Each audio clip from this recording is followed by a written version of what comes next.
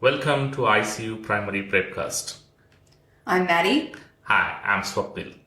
And today we are going to discuss about very commonly used class of medications in intensive care unit, that is opioids.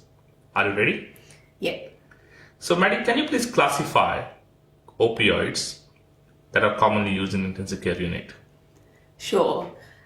Firstly, opioids are any compound that binds specifically to the opioid receptors and share properties of the endogenous opioids. They can be classified in two different ways. Firstly, based on their origin into natural opioids such as morphine and codeine, semi-synthetic such as hydromorphone and oxycodone, or synthetic such as fentanyl, alfentanyl and methadone. They can also be classified by their effect on opioid receptors into agonists such as morphine, fentanyl, oxycodone, methadone, mixed agonist-antagonists such as buprenorphine, or antagonists such as naloxone or naltrexone. So you mentioned about opioid receptors. Can you please tell me more about opioid receptors? Traditionally, there are considered to be three opioid receptors: MOP or mu opioid receptor, DOP or delta, and COP or kappa opioid receptors. However, a fourth receptor was more recently discovered and named NOP, which is very similar to the classical opioid receptors, however does not bind or respond to the opioid antagonist naloxone. As such, it is sometimes termed a non-opioid branch of the opioid receptor family. All of the four receptors are G-protein coupled, and when stimulated by an agonist, result in closure of voltage-sensitive calcium channels, potassium efflux and thus hyperpolarization of the cell, and inhibition of adenylase cyclase, causing decreased cyclic AMP. This results in reduced neuronal cell excitability and reduced transmission of nociceptive impulses.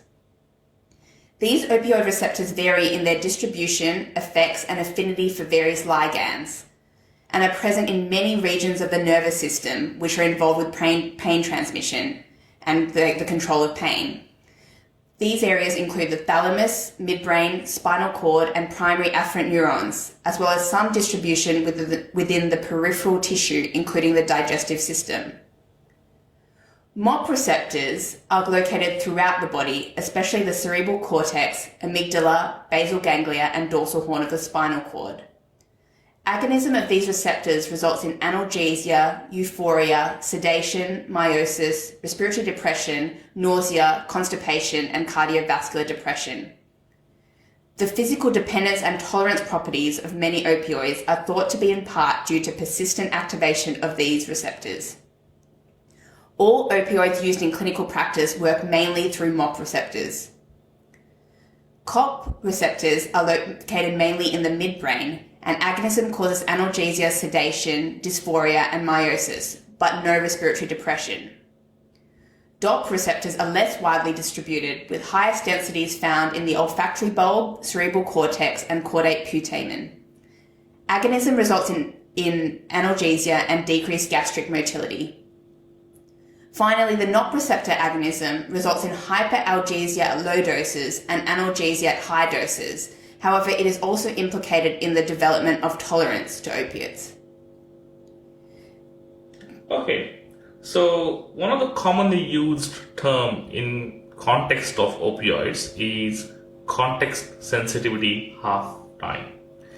Can you tell us more about that? Sure. Context sensitive half time describes the time taken for the plasma concentration of a drug to decrease by 50% after stopping an infusion. Unlike half-life, this is generally not a fixed number and relates to both the distribution of the drug in and out of the peripheral compartments to the central compartments and to the clearance of a drug. The context refers to the duration of the infusion. In general, if the duration has not yet reached a steady state, the context-sensitive half-time will be closer to the distribution half-life, whereas if it has reached a steady state, it will be closer to the elimination half-life. It is longer for drugs which have a higher volume of distribution, rapid tissue distribution, higher ratio of distribution clearance to elimination clearance, slow elimination, increased volume of tissue compartments, smaller volume of plasma compartments, and if the clearance of the drug occurs only from the plasma compartment. For example, fentanyl redistributes to the tissues rapidly and has a high ratio of distribution clearance to elimination clearance, as it is highly lipophilic. Consequently, when the infusion is seized, there is still a supply of fentanyl in the tissues, which then redistributes into the plasma. As you can imagine, the longer the infusion is running, the more fentanyl that can accumulate in the tissues. Thus, the context-sensitive half-time increases with increasing infusion duration, reaching a maximum of 300 minutes. In contrast, remifentanil is generally termed context insensitive, as it is rapidly broken down by both plasma and tissue esterases, which are abundant, making its duration dependent on metabolism, not on distribution. Let's switch on to individual drugs. Can you please briefly describe the pharmacology of morphine? Sure, morphine is the prototype strong opioid agonist with which all other opioids are generally compared. It is derived from opium and was named after Morpheus, the Greek god of dreams. Interestingly, it was first synthesized and used in the early 1800s to help cure opium addiction, but its addictive properties were soon realized. After this, heroin, synthesized in the late 1800s, was marketed to help curb morphine addiction, showing that as a species we have some trouble learning from our mistakes. Morphine is a strong agonist at the MOP receptor with some action at the COP and DOP receptor. Its pharmacology can be thought of in terms of its pharmaceutics, pharmacokinetics, and pharmacodynamics. In terms of its pharmaceutics, morphine is available in both solution and tablet form of both immediate and sustained release preparations with a variety of strengths. It can be given intravenously, orally, intramuscularly, subcutaneously, rectally, and in epidural or intrathecal preparations.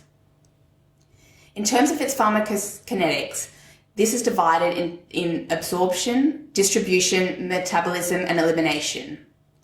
Firstly, morphine has variable absorption from the gastrointestinal tract, but has very poor oral bioavailability of approximately 30% due to extensive first-pass metabolism.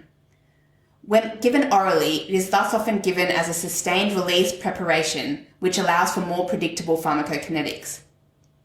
It has an onset of 5 to 10 minutes intravenously and 30 minutes orally, and lasts 3 to 5 hours with immediate release formulations and up to 24 hours with sustained release or epidural doses. Morphine is distributed throughout the body, but is the least lipophilic of the commonly used opioids, and only a small amount crosses the blood-brain barrier. The prolonged action when given in an epidural is due to the low lipophilicity, preventing redistribution from the epidural space. It has a volume of distribution of 1 to 6 litres per kilogram. Morphine is metabolized in the liver by conjugation with glucuronic acid, mainly to morphine-6-glucuronide, which is 13 times as potent as morphine, and morphine-3-glucuronide, which has no analgesic activity. These metabolites can accumulate in renal failure. Both neonates and the elderly are more susceptible to the effects of morphine due to the reduced conjugating ability in neonates and due to decreased volume of distribution in the elderly. Morphine is eliminated mainly in the urine as conjugates, with about 10% excreted in the feces. It has a half-life of between 1.5 to 2 hours in adults, but with large interpatient variability. In terms of the pharmacodynamics, morphine is mainly used clinically for its analgesic properties, but it has numerous other effects on the body which can be classified by system. In terms of the central nervous system effects, morphine results in analgesia by reducing both the sensory and emotional components of pain. The analgesic effects are due to binding of the opioid receptors, causing inhibition of ascending pain pathways, altering the perception and response to pain, and producing generalized central nervous system depression. Morphine also results in sedation, mood changes, confusion, meiosis via excitation of Edinger-Westphal nucleus, tolerance, and dependence. Cardiovascular effects include bradycardia and hypotension, secondary to histamine release and a decrease in sympathetic tone. Respiratory depression is also a common effect due to reduction of the brainstem sensitivity to carbon dioxide, and morphine can also result in depression of the cough reflex.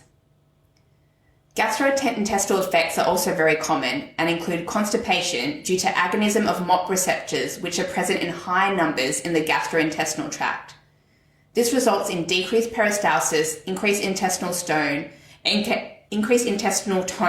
and increased absorption of water, which leads to constipation. Other GIT effects include nausea due to stimulation of the chemoreceptor trigger zone and biliary colic. Other effects include histamine release, which can cause rash, pruritus, and bronchospasm, endocrine effects such as increased ADH, growth hormone, and prolactin secretion, and truncal rigidity. Can you please compare and contrast the pharmacology of oxycodone and fentanyl? So both oxycodone and fentanyl are used commonly in ICU. Oxycodone is a semi-synthetic opioid, which is approximately twice as potent as morphine, while fentanyl is a completely synthetic opioid, which is about 100 times as potent as morphine. Oxycodone has affinity for MOP, COP, and DOT receptors, while fentanyl has a strong affinity for MOP receptors. We will once again discuss the pharmaceutics, pharmacokinetics, and pharmacodynamics. In terms of the pharmaceutics, both oxycodone and fentanyl are available in intravenous formulations, with fentanyl available in strength of 50 micrograms a mil and oxycodone as 10 milligrams or 50 milligrams per mil. Oxycodone is more commonly used in tablet form, either as immediate or sustained release formulations, some of which are combined products with naloxone. Fentanyl is also available in lozenges, sublingual tablets, and transdermal preparations. It can be given orally, sublingually, intravenously, intramuscularly, transdermally, and in an epidural. Pharmacodynamic effects of both fentanyl and oxycodone are similar to morphine, but fentanyl is less likely to precipitate histamine release.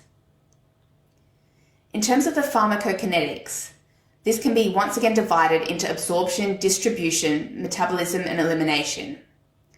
Fentanyl is absorbed rapidly through the oral mucosa as it is highly lipophilic, but has an oral bioavailability of about 50% due to significant first-pass hepatic metabolism. Oxycodone, on the other hand, has a high bioavailability of about 85%. It has an onset of 15 minutes and a duration of 3 to 6 hours for immediate release preparations and up to 12 hours for the sustained release formulations. Fentanyl, on the other hand, has a rapid onset but short duration of action of about 30 to 60 minutes after a single intravenous dose. However, the fentanyl patches can last up to 72 hours. In terms of the distribution, as we've mentioned earlier, fentanyl is highly lipophilic and is over 600 times more lipid-soluble when compared to morphine, therefore redistributes readily into muscle and fat. As a result, the context-sensitive half-time increases as the duration of the infusion increases. It has a volume of distribution of 4 to 6 litres per kilo, whereas oxycodone has a smaller volume of distribution of 2.6 litres per kilo and protein binding of 38 to 45%. Fentanyl, on the other hand, is highly protein bound at about 85%, although this can decrease with increased ionization of the drugs, such as when patients are acidotic, meaning there is more free drug available in these conditions. In terms of the metabolism, both fentanyl and oxycodone are metabolized by the CYP450-3A4 system, fentanyl to inactive metabolites and oxycodone to noroxycodone, which has weak analgesic effects. Oxycodone is also metabolized by the CYP2D6 pathway to oxymorphone, which is also a weak agonist. CYP2D6 is expressed as two main phenotypes, poor and extensive metabolizers. Poor metabolizers result in increased concentrations of the drug, and therefore decreased doses are needed. Fentanyl has a high extraction ratio, therefore hepatic clearance is related to hepatic blood flow.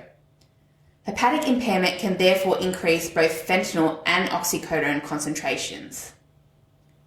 Both fentanyl and oxycodone are eliminated in the urine. Moving on to another two less commonly used opioids, that is remifentanil and Tramadol. Can you please compare and contrast these two drugs? So remifentanil is a fentanyl derivative synthetic opioid which is a strong agonist of the MOP receptor. Tramadol, however, is an opioid-like analgesic which is a racemic mixture of two enantiomers, not chemically related to opioids but having similar effects. It is a non-selective agonist at MOP, COP and DOP receptors with a higher affinity for the MOP receptor, but it also inhibits neuronal uptake of noradrenaline and serotonin. Interestingly, naloxone only partially antagonizes the effects of tramadol. Tramadol is available in oral and intravenous preparations, whereas remifentanil can only be given intravenously. Tramadol is almost completely absorbed after oral administration. Remifentanil has a very small volume of distribution of just 100 ml per kilogram compared to 2.5 to 4 litres per kilogram for tramadol. It is also more protein bound, 70% compared to the 20% for tramadol.